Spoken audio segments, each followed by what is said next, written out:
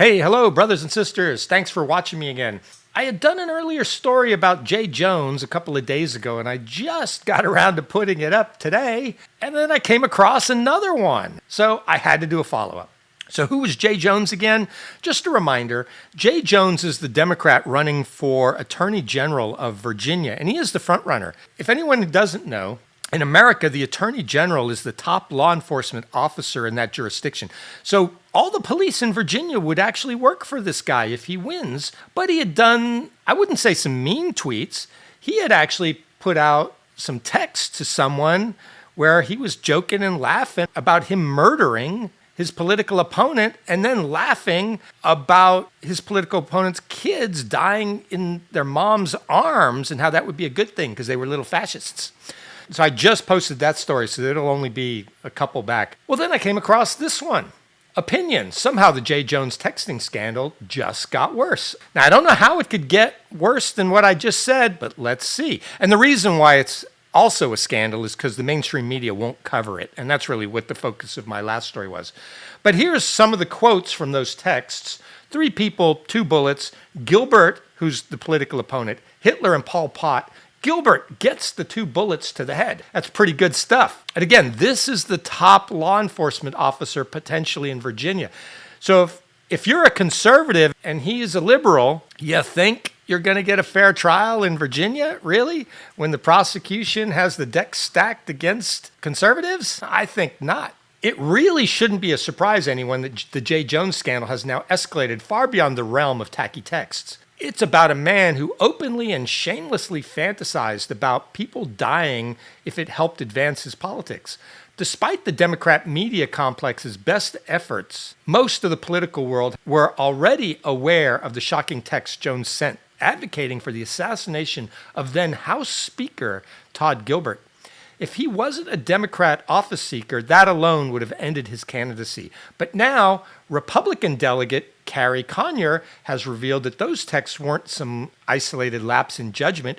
It's a pattern of behavior, a window into how Jones thinks. Conyer recalled a 2020 conversation with Jones about qualified immunity for police officers. Qualified immunity is where police officers can actually break the law under U.S. law once when they don't really realize they're breaking the law and maybe a judgment hasn't been come down on that type of case yet. And then the judgment comes down, but the judgment comes down after they've broken the law and they're given that qualified immunity. They're given immunity for that one act. And it only works that one time before the law is settled. It's something like that.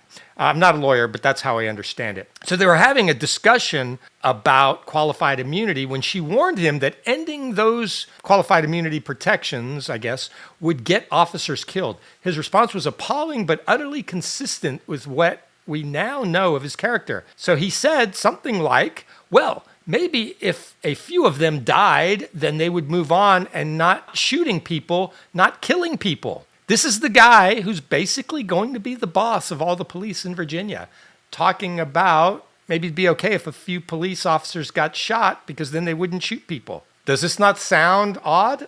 Does this sound okay to you guys? Not to me. This is the man who wants to be elected Virginia's top cop, a would-be attorney general shrugging off potential deaths of police officers as a necessary cost of social engineering.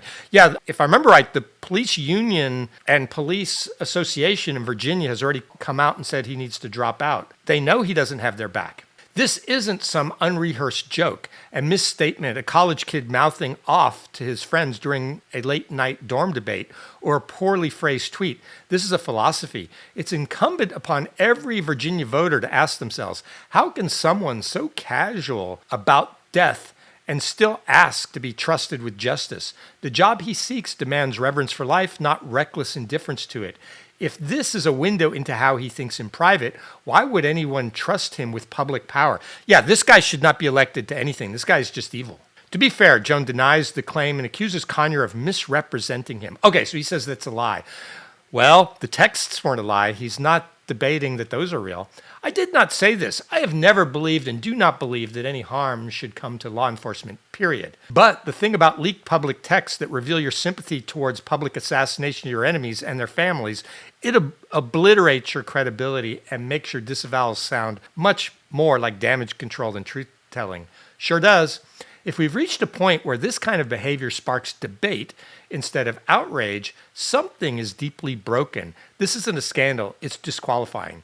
If you're willing to casually entertain the idea of political opponents being assassinated or police officers dying for your ideology, you have no business leading law enforcement or holding public office at all.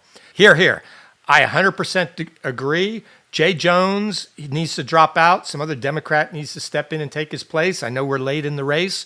This gives his Republican opponent a huge advantage, but this guy's not fit for office. I usually don't get too involved in things in different states. That's why I haven't done any stories about that Mandami guy in New York. I don't live in New York. I don't care. But this guy is calling for the deaths of his political opponents. And after the Charlie Kirk thing, I'm all about getting the word out that Democrats are doing that. They're firing up their lunatic base to go kill more people. And look, the incumbent potential Attorney General of Virginia is okay with assassination. That's what I just read.